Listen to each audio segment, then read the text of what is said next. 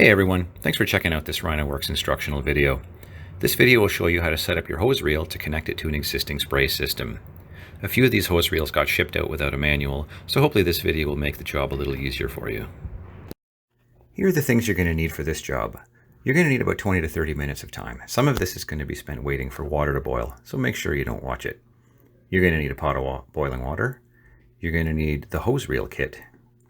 And you're going to need a utility knife. And you're going to need a 10mm socket or a wrench if you don't have a socket. You're going to need a 2-inch O-clamp. You're going to need some WD-40. And last but not least, you're going to need some sticky work gloves.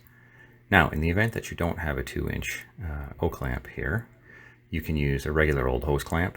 And if that's the case, you're more than likely going to need an 8mm socket or an 8mm wrench. I almost forgot. You're also going to need the original spray hose that came with your tank. First thing to get started on is your pot of boiling water. We're going to be soaking the end of the hose in the water, so make sure it's big enough to keep the heat for a few minutes if you can't leave it on a heat source, and deep enough to keep the end of the hose fully submerged. Here at the shop we have this special tool to keep the water hot enough without constantly boiling over, but the procedure is going to be the same for you with a regular pot. Now we're going to remove the clamp from our existing spray hose. Go ahead and grab your 10mm socket, or your wrench if you don't have a socket, and go ahead and loosen it. You're going to see here it's a bit fiddly. Make sure you loosen it all the way so that you can get the clamp down over the end of the cam lock adapter.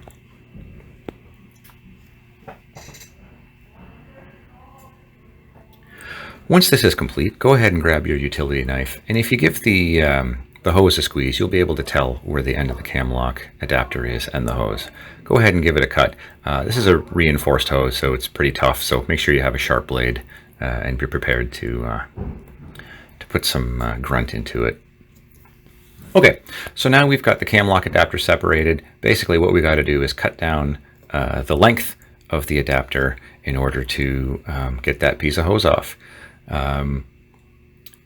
There's not much risk if you leave a few scratches on the adapter, but go out of your way to make small repetitive passes instead of one large one. Now it's time to check on our boiling water. If it's not boiling yet, skip this part and come back to it later. Put the end of the hose that's coming off of the hose reel into the hot water, not the hose that we just cut. Leave it soaking for 5 to 10 minutes. Now we need to attach our spray hose to the reel itself. Notice the barbs on the spout here. Grab your spare O-clamp or hose clamp and put it over the hose or over the spout, it doesn't really matter, and slide it out of the way. Now you're going to want to grab the hose and force it over the spout. You can use a little WD-40 here if it's being particularly snug. Just make sure that you stop when all the barbs are covered, and that will ensure that you don't have any leaks later. Move the clamp over to the middle of the barbed area and adjust it so that any screws or bolts, tightening mechanisms of that nature are not going to interfere when you wind up your hose later. You're going to want to tighten this good and tight. This is one of the points that you're going to need to check later when you do your pressure test. So just make sure to come back and take a look at it. And that's it. On to the next step. Okay, time for the last step. You'll notice a couple of barbs on the cam lock adapter. Just make a note of those. Go ahead and give it a good blast of WD-40. You can put some in the hose if you need to as well. The important part here, this is going to take a lot of effort, so make sure that your hose is good and hot, and don't be stingy with the WD-40. It actually took me a couple of tries here. I had to reinsert the hose into the water, so sorry for that edit. It's going to take a lot of effort. That hose is tight, but it is doable.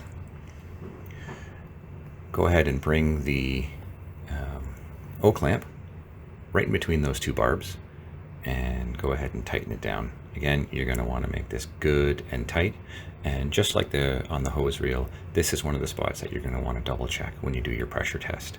So when you get everything together and everything all wound up and ready to go, make sure you come back here and take a look. You can always tighten it down a little more if you need to.